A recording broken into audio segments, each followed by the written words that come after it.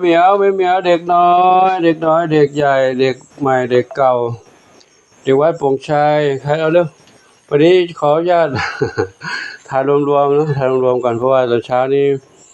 เดี๋ยวมีภารกิจต้องไป9 โมงไปร่วมงานบุญ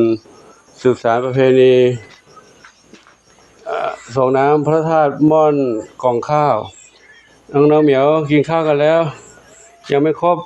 ปู่ขอถ่ายคลิปกันแป๊บหนึ่งน้องเล็กตรงนี้ข้าวหลามข้าวเม่านี่กินกันแล้วนะกำลังกินอยู่นะอันนี้ก็กินบ้างกินแล้วไม่ทันจ่ายไม่ทันลูกกินกันเร็วจับหมดแล้วแต่ในบ้านนี้ก็กินแล้วเนาะกินแล้วเด็กเล็กเล็กน้อยอยู่ในบ้านนี้น้องเล็กครอบครัวน้องน้อยน้องใหม่อยู่นี่เนาะใครอยู่บนนี้อันนี้มีสุขอยู่นะใครร้องแง่ทำไมไม่ร้องนะลูกเดี๋ยวปู่มาเนาะปุ๋ยฝ้ายน้ำเพชรกำลังกินอยู่นี่เนาะเดี๋ยวขอถ่ายไม่ได้ชื่อทั้งหมดเขาเยอะมากทางนี้ก็รออยู่งอแงเนี่ยน้องเล็กน้องกล้วยทั้งสี่โอ้อยู่บ้านใหม่ร้องกันใหญ่เดี๋ยวแป๊บเดียวลูกเนยแป๊บนึงเดี๋ยวปู่ขอดูรวมๆก่อนเนาะพี่กินอาหารเม็ดก่อนลูกเนยอาหารเม็ดลูกนะพี่ใหญ่ทั้งหลายกินอาหารเม็ดก่อนเนาะพี่ใหญ่ทั้งหลายกินอาหารเม็ดกันเดี๋ยวน้องเล็กกินอาหารเปียกน้องเล็กก็กินอาหารเปียกเนาะใครขับถ่ายตรงไหนบ้างลูกขับถ่ายตรงไหนอย่าขับถ่ายในที่นอนนะอย่าถ่ายในผ้าปูนนะลูกมาถ่ายข้างล่างนี่เนอะปูเก็บง่ายหน่อยเนาะกระบะทรายกำลังรออยู่ BFC ผู้ใจบุญกำลังส่งมาอยู่แล้วเนาะกระบะทรายเดี๋ยวรอก่อนนะลูกเด้อรอก่อนเนาะทางนี้ก็ดำปือยังไม่ได้ย้ายไปโน่นนะเพราะหนูไม่ให้หลวงปู่จับตรงนี้ไม่ให้หลวงปู่จับเนาะกินอาหารเม็ดจนนั้นลูกเด้อไม่ต้องงอแงเนาะเด็ก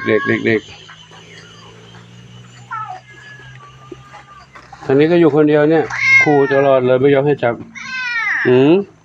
ถ้างั้นจะได้อยู่ตรงนี้ลำบากกันเลยนะไม่มีเพื่อนเล่นนะ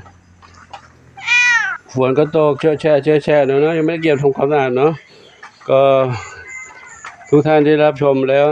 อย่าเพิ่งตำหนินะกำลังเก็บกับปรุงอยู่นะยังไม่ได้เก็บทำความสะอาดเนาะอย่าให้อาจจะดูไม่เรียบร้อยเดี๋ยวรอวันนี้แหละบ่ายกลับไปจากภารกิจแล้วจะมาเก็บทำความสะอาดเนาะเพราะว่าทำไม่มีใครช่วยก็มีพระนพดลกับ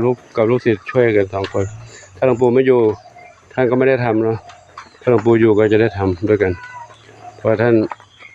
ไม่รู้จะทำตรงไหนทำไม่ถูก เดี๋ยวรอหลวงปู่กลับมาก่อนเนาะมุ้งคิดว่าวันนี้คงจะได้มุ้งนะได้คุมมุ้งกันยุงมุ้งนี่การได้หลายอย่างกันยุงกันแมลงตอมอาหารด้วยนะก็ได้ช่วยได้ถึงแม้ว่าเขา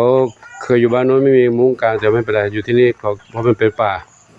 แมลงก็จะเข้ามาตอมยุงก็จะเข้ามากัดนะเดี๋ยวนี้การให้เนาะเตรียมมาแล้วแหละแต่ว่ายังไม่ได้มีอะไรได้ทำนะ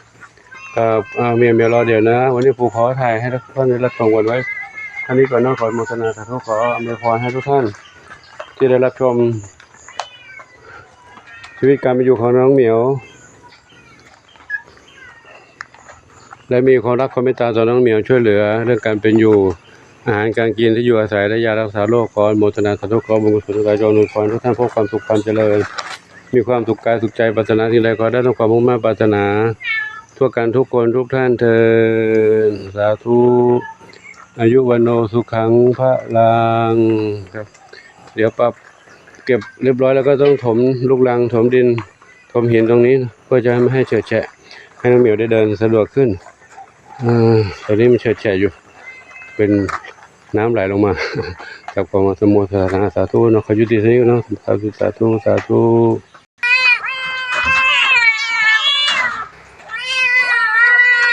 อันนี้กองเล็กไปนะเนาะหลวงปู่เดี๋ยวหลวงปู่จัดกองก็อยู่ใหม่เนาะอยู่บ้านกองกลางเนาะเดี๋ยวขอให้พี่นั้นเขาเข้ามาอยู่ในนี้ก่อนบ้านก็จะว่างเนาะถ้าจะว่างหรือหลวงปู่จะให้อยู่ในบ้านกองกลางเนาะคุณเมียเขาเริ่มโตแล้วอยู่นี้แออัดเล็กๆน้องกล้วยรอแป๊บนึงแล้ว